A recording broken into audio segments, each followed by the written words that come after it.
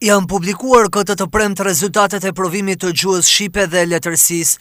Ky vit për maturantët është mbyllur me një kalueshmëri prej 98.7%, referuar të dhënave të bëra publike.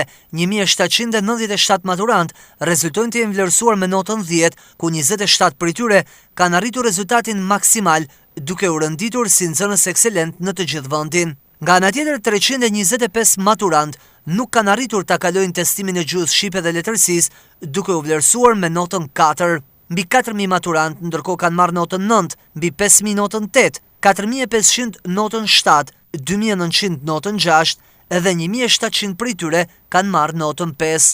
Gjithsej, në të gjithë vendin janë nënshtruar provimeve të maturës shtetërore mbi 26.000 maturant. Pas publikimit të të gjitha rezultateve, maturantët do të kenë mundësim për ankimim të notave në rast se këta të fundit nuk pajtohen me rezultatin që është bërë publik. Ndërkohë në datën 23 qershor do të mbahet edhe provimi i fundit i maturës shtetërore, ai lëndës më zgjedhje. Po këtë të premtë, ndërkohë rreth 29.000 mini maturant zhvilluan provimin e parë të detyrueshëm atë të lëndës së gjuhës shqipe. Provimi zgjati 2 orë e 30 minuta dhe u zhvillua në qendrat monitoruara nga stafet kualifikuar të institucioneve arsimore.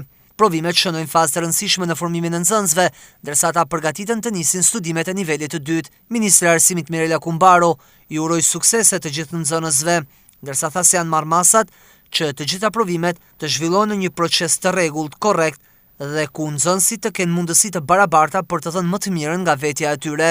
Me 22 qershor do zhvillohet provimi gjuhës amtare për nxënësit e pakicave kombëtare, ndërsa me 25 qershor provimi matematikës dhe me 30 qershor do të testohen për gjuhën e huaj.